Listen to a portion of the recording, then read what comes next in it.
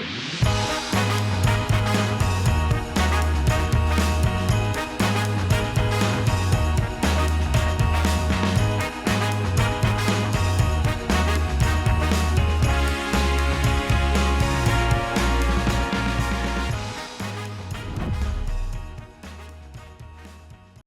guys, welcome back to another episode of Straight Talk. In this episode, we're here at our Istanbul studios with Nezir Nezabi. Welcome to the show. Thank you very much. Thank you for having me on the show. What do we have for iftar tonight? We're invited somewhere tonight. Our company's having iftar. I know. I don't know what we're having. I think it's a mixture of Turkish and Arabic dishes, but I'm not sure. Arabic food there too? I'm not sure, but that's what I heard. Talking about shawarma? No, it's doner kebab. Look, it's not shawarma, it's doner kebab.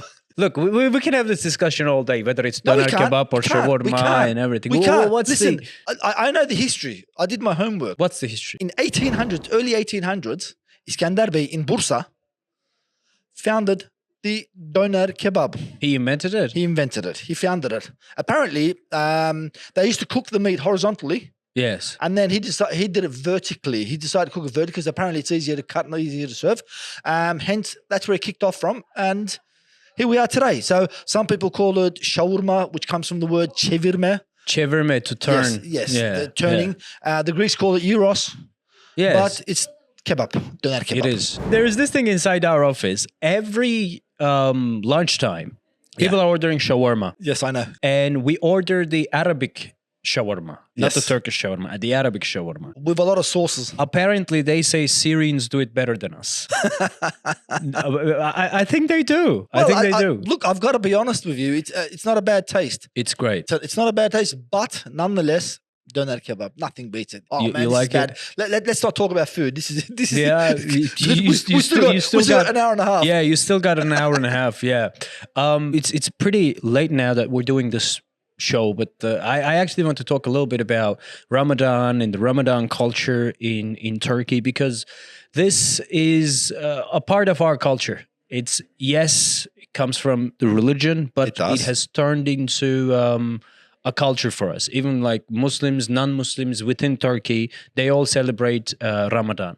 So as somebody who's been living in this country for the past 30 years, how would you describe the Ramadan atmosphere in Turkey? During the day, when people are fasting, slow, aggressive sometimes, but once you break fast, then it becomes a festive season.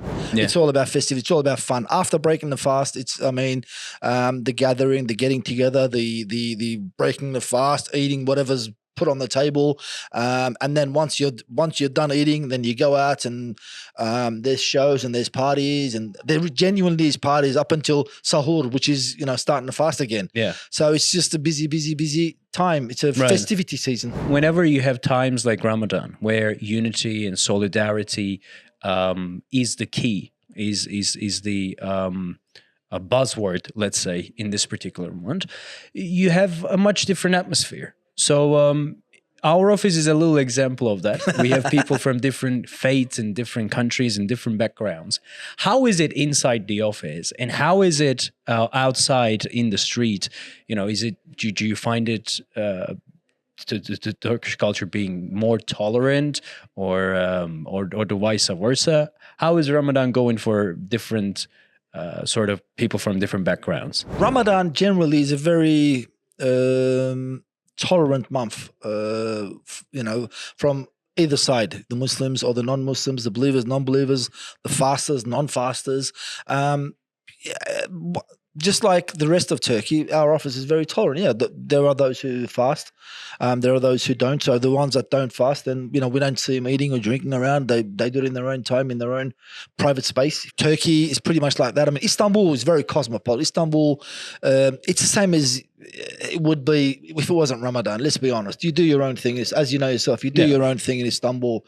If you want to fast, you fast. If you don't want to fast, there's plenty of restaurants open. I think it's there's a lot of love, a lot of respect for one another. You're right. I mean, compared to some other countries, I tend to see that, say, for example, if you're fasting in Ramadan, you will find a lot of people fasting, and you will find a lot of people respecting you in that. And but if you're, let's say, if you're not fasting, you wouldn't even feel that there is Ramadan. All the restaurants are open, all the bars are open. You can do your thing if you're not if you're not a Muslim. I mean, I'm not saying all Muslims has to go and drink and everything. I'm not saying anything like that. But it's not like in some countries when it's Ramadan, everybody shuts shop. Not here. When it's Ramadan, no restaurants are open during daytime, and people who are not fasting would sort of be, I'm not gonna say shamed, but not nicely looked up on. Yes, is what you're trying to say. But how is the situation in Turkey? Look, Turkish people believe it's between you and the Creator. It's none of your business what I do. It's none of my business what you do, and that's the mentality in this country. And that's what kept me in this country for a long, long time. Yes. Let's be honest. It's not like this all over. It's not like this everywhere. Do you know what I mean? In Turkey, everything is mild, and there's an amazing culture of tolerance, and that tolerance culture is actually coming from the Ottoman Empire, as who we were and who we used to be. I'd like to think so. Yeah, absolutely. Yeah, I mean, think about all those times the Ottoman times. How was Ramadan in the Ottoman times, right? With the multi-ethnic composition of the society, with people from different ways. Yeah. Well, the people that fasted did their fasting during the day, and then at night time they all got together for the festival, for the parties. Right. For all the shows that were on, because there were a lot of shows that were put on, and some of those shows are still put on in places like Fesane. What kind of shows? Well, like for example, shadow puppets. Like Hacivat and Karagöz. Shadow puppets. Shadow puppets. I mean, that is what they call them, isn't it? Yeah. I don't know. Hacivat and Karagöz. So maybe you guys can put the video up. Yeah. Show. Do you know what I mean? People can understand what we're talking about. They were apparently really, really popular in those days. They're still around, but they're not as popular as they used to be. And then, I don't know, so many shows. I mean, like, for example, Sultanahmet Square. Yeah. Was just, after breaking fast, everybody would just get together. Fesane in Eyüp Sultan area. People just get together and just, I don't want to call it party, but just enjoy themselves, have fun up until sahur, and then once sahur comes, you do, Oh, there's a serious nightlife in Ramadan. Exactly, that's what I'm trying to say. People are going to find this hard to believe, but it is a festive season after you break your fast. It really is a lot of fun. It really was, especially where my parents live, in the village. Yeah. Like every night, it's you break your fast in somebody's house. You go and visit. They say that there's a tradition in the village there. I don't know what it's like in the rest of Turkey, but you got to visit at least 7 different houses, different families during the month of Ramadan, and you got to have at least 7 different guests coming over to break fast with you. I mean, isn't that beautiful? It's amazing, man. It's so much fun. Controversial topic. I'm gonna say what's on my mind. Yeah, please do. Ramadan drummers. It's gonna be a pain in the ass. I know what get you're it. gonna say. Beautiful culture, traditional. I get it. I get everything. I don't like them. Yeah. I don't like him. I feel maybe that's because I'm young. Maybe you value traditions more, whatever. But there is something called setting up the alarm. And if I want to wake up at 4 a.m., 10 minutes before the sahur ends, before sahur starts, I'll do that. Yeah. But for you to come an hour, maybe sometimes in an hour and a half before, and start drumming and waking people up, I think that's the only downside of Ramadan, to be honest with you. It has lost its purpose because of the phones and everything. It's a tradition that some places like to keep going. It doesn't bother me. It does make you jump out of bed sometimes, But if you get it done every day, excuse the French, but you're shitting yourself sometimes, like bang, anything, gumbida, and you're like, dude, what's going on? And sometimes what they do, they come in front of your house and they just don't move. Until you put sometimes they're lazy, Until you put the lights on. You know what my mum does? She leaves the lights on before she goes to bed. She never switches the lights off, so they don't bother her. They don't try and wake her up. So you know what the drummers do, right? They turn around the neighborhood. Yes. Some of them are good dudes. They just walk fast. You hear them like and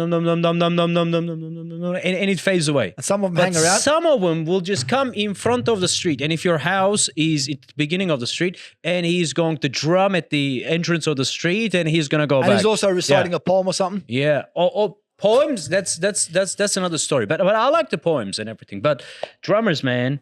It's just, you can never tell. I know a lot of people are bothered by him. I do know, and a lot of the guy doesn't leave, man. But nonetheless, It is what it is, man. It's part of the tradition. I mean, and what about the cannonball that explodes? Oh, cannonball's good. You're okay because you're awake. You're awake, exactly. You're awake. You're alert. In fact, you're waiting for it. Yeah, you're actually waiting. You're waiting for it to eat. Yeah, you're actually begging for the cannonball, aren't you? You're saying, please, let it go. Cannonball is a tradition that's come since the 1800s, from the Ottoman times. For those who don't know, to let you know that you can break your fast, because in those days apparently you couldn't hear the imam call for prayer, and that's where you break fast. So the cannonball used to explode, and then people would break fast. They'd know that it's time to break fast. So that was the purpose of them, apparently. Right. Ramadan is all about unity and solidarity in Turkey. And the best thing we like is nobody is left without food in Turkey. Absolutely. We have it's these a month of giving, sharing. iftari tents, where, for example, throughout the entire month, right, either for sahur or iftar, you don't need to pay anything to Absolutely eat. not. You can eat completely free. You can break fast. And the food is not only free, but it's also good. And it's not just iftar, it's sahur as well. They're available as sahur as well. So food for free. Sometimes I go to the tents. Do you ever go to the tents? I do. I do like it. I do enjoy it myself. I do like trying iftar outside in different regions, different areas. Because you eat it with a lot of people and it's there's a lot of banter. Yeah. There's a lot of talk going on, and a lot of and the blood coming back into their faces, and you see that, and it's amazing. It's good fun. Food's good though, man. Food's beautiful, man. But also, what I like about Ramadan is that this is the month of giving back to the community. Sharing and giving back to the community. We have a beautiful thing called zakah. Yes. I don't know what that is in English. Well, it's sharing your wealth with the not so privileged people, I guess. Yeah. And they call it zakat. If I'm not mistaken, you donate 1/40 of your I'm not net 100% worth. sure, but that sounds about right, but I'm not sure. Yeah. I mean, maybe we should look that into should be about $1 million every year Cameron has to give. But what about you? $500,000? 100,000. Oh, $100,000. Nice. Well done, mate. Well done. Yeah. But joke aside, I mean, that's giving back to the community and everything. It's just such a beautiful thing. And I think those are the colors that we should maintain. I mean, look, as time goes by, as cities become sort of soulless and people don't know one another, it's so crowded, it's so busy, it's all about making money. Individualistic, the individualistic culture is on the rise now, and you got all sorts of these movements going on in the West or whatever. I don't talk about movements, please. But it's just that this 1 month that just grounds you, that you have to look back at the community that you are from, that you need to be more in touch with people, invite them over to your dinner, go and visit the family more. And it's a month of sharing and giving back to the community. Overall, Ramadan staying as an important component of the Turkish culture. One thing I love about Ramadan is there's this namaz, how do you call Bayram namaz? Salah? Prayer? Bayram prayer. Bayram prayer, yeah, we call it. I mean, in Turkish, we call it Bayram namazı. Bayram namazı. It's an amazing tradition, right? So you go there early in the morning. There's a funny story coming. Yeah. Go on. From you or from me? From you, now from you. From me? We were talking about the other day when he told me. Oh, yeah. You don't have to go to any other prayer, but you got to go to Bayram namaz. Yeah. I mean, that's one thing in the Turkish culture, right? It's not a requirement. It's not compulsory by the religion, right? No, it's not. People who never pray the entire lives. They don't go to Juma prayers. They don't go to no other prayers. Yeah. But you will see the guy who drinks every night. You'll see him a little tipsy, half tipsy, in Bayram namaz, standing on the corner, and whoever so comes, oh, happy Bayram, happy Bayram, and everything. It's I remember when I was young, my father used to wake me up. Him and I, we used to go, oh, man, early morning, and I tell my father, I'm like, Ramadan's over. Why are we waking up this early? You know, this Bayram namaz is not compulsory. Why are we going to the mosque and everything? You had the nerve to say that to your father? Yes. You're a lot braver than you look, man. But I don't remember what happens after that. Exactly. You don't remember the rest of Bayram, do you? Till that time, I remember what's happening. But yeah, it's just beautiful. All the friends and everybody comes together. It's a 2 rakat namaz that takes 3, 4, 5 minutes. Yeah. But everybody's in the mosque, and they just the tradition, the aftermath, the before and the aftermath is a lot of fun. Yeah. I mean, for me, the best day was 2 days before Eid or Bayram. Why? Because mum or dad used to take us shopping. Oh, And you'd buy your new clothes for Bayram, and then obviously you wrap We it call all them up. Bayramlık, right? Bayramlık, exactly. Bayramlık, Yeah. and you'd wrap it up and you'd sleep with that. So Yeah. so nobody took it away from you. Maybe put it under your pillow, or maybe, and then on Bayram mornings after a shower, you just put it on. Yeah. And then in 5 minutes it's dirty, but it doesn't matter. Yeah. It lasted that long. I remember when I was a child. Okay, we had this gang. Okay, me and my friends. No, it's gang, but Thug life. children. Yeah, Thug life. Put those glasses on him and children, man, 7, 8, 10 years old. Still thug life. Yeah, thug life. Yeah, we were thugs. So what happens in Turkey is that you visit people's houses, you Yes. knock on their door, you wish them happy Eid, and they give you sweets, Yes. right? Sweets or money. That's what they give. Hence, Bayram. Sorry to interrupt. But Yeah. Ramadan Bayram's nickname Şeker Bayramı. Yeah. Hence the reason. That's the reason why they give sweets. Şeker Bayram. Şeker is lollies, sweets. Yeah. So one of my friends, this guy he's extremely smart. He was the smartest dude I've ever met. He used to tell us, he says, guys, okay, gather the boys from the hood, 15 people. And they're like, okay, we share the neighborhoods. 3 of us, we go to this neighborhood. 3 of us, you go to that neighborhood. We share everything. And then he would have a story. In every group of 3, there would be one person who would say, I got sugar. I got diabetes. So I cannot accept sugar. I cannot accept sweets. They have to give money. So we share the neighborhoods. Everybody goes, knock on their doors. The people welcome you, and they give sweets to you. You're like, oh, one of you say, I got sugar. They would then turn it to the money. After we identify the houses that would give money instead of sweets, then we would go into a rotation system. So let's say this neighborhood is mine. Next turn, I go to that neighborhood and knock on the same doors to not to waste time. At the end of it, we would gather all the money and spend it all on stupid stuff. But hey, that was Bayram for us. Well, I mean, we were. You didn't do that? No, we did. We were not as Not fortunate. disorganized? Not disorganized because, well, we weren't thugs. You see, I mean, we respected each other's turf, and Yeah. look, in Australia there wasn't a lot of Turks, a lot of Muslims. Oh, so you were in yeah. Australia. So therefore, there was only certain families, certain houses that we could visit. So you were the good boys. I was less fortunate, let's say, than you guys. You guys probably made a lot more money than I did. It's beautiful. Ramadan's great. Ramadan is great. We love Ramadan, and Turkish culture is just so beautiful. And absolutely, with all these it really things. is. Yeah. It really is. Yeah, but why did we take so long to talk about Ramadan? We should have done that at the beginning of Ramadan. Well, look, I mean, you can talk about Ramadan. It doesn't have to be Ramadan to talk about Ramadan. We can talk about Ramadan afterwards as well. Yeah. So we're just having a chat, talking about Turkish tradition. Look. What? Güllaç.